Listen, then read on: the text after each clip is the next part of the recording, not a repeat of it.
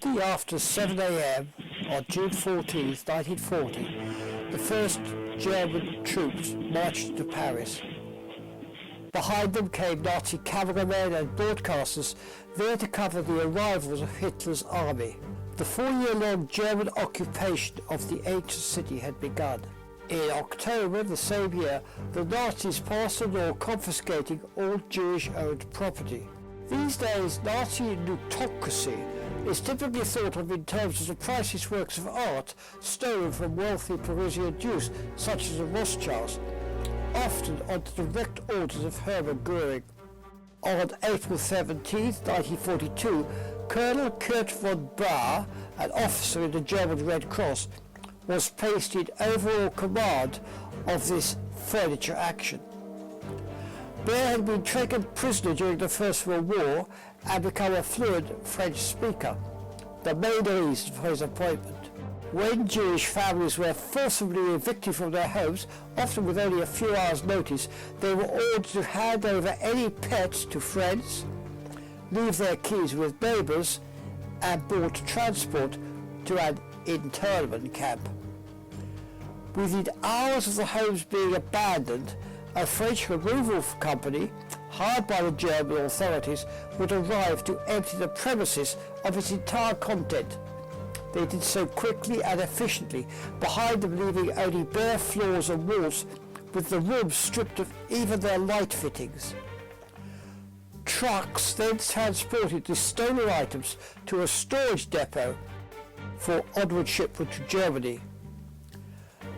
Over the 4 years of the occupation, hundreds of trains conveyed the content of some 40,000 Paris households and apartments which had once belonged to the 76,000 French Jews who perished at the hands of the Nazis.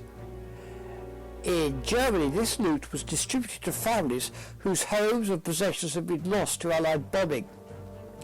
It was a policy not without its critics. Some Nazis, for example, objected, not because they were being asked to handle stolen property, because they believed that anything touched by the Jews had been Jewified and was therefore totally unsuitable for Aryan use. In Paris, the Nazis established 3 distribution centres where the German occupiers could shop for looted Jewish goods at bargain prices. One of the most popular of these was an elegantly designed Parisian department store, the Lévitan, on the rue Faubourg Saint-Martin. This vast store had been created in the 30s as the IKEA of its day by Jewish entrepreneur Rolf Lévitan. Over 4 floors and in a spacious basement, it sold reasonably priced household furnishings to customers throughout France. During the occupation, the Lévitan became a prison camp for 795 Jewish prisoners. They lived behind shuttered windows and locked doors on the 4th floor, at every moment in terror of being deported to an extermination camp. After one inmate had escaped by hiding in a removal van, his entire work team were immediately dispatched to Auschwitz. 164 prisoners were sent to the death camps. These slave labourers worked from 6 in the morning to 7:30 each night, 7 days a week. They spent their time opening, sorting, cleaning, repairing and selling the contents of the 2,400 crates delivered daily. From these came a seemingly endless torrent of pots and pans, cake molds, draining boards, baking trays, roasting dishes, glasses, cups, cutlery, measuring bowls, rolling pins, tables, chairs, beds, pianos, clothes, shoes, ornaments, clocks, watches, standard lamps, table lamps, desk lamps, light bulbs, radios and electrical appliances of all kinds. The store had a busy tailoring shop, a radio department servicing the thousands of pilfered wirelesses, and one repairing stolen electrical goods. The prisoner's ordeal only ended with the liberation of Paris in August 1944. In 1945, Kurt von Baer, now a hunted war criminal, sought refuge in Bad's Castle a former Bavarian monastery.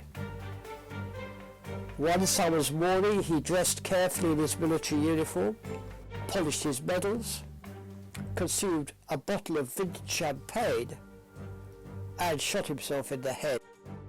Because Wolf Lévitan had been murdered by the SS in 1941, the store was returned to his family after the war. Having no desire to hold on to such a sad and private reminder of their family's tragic past, they rapidly sold the store.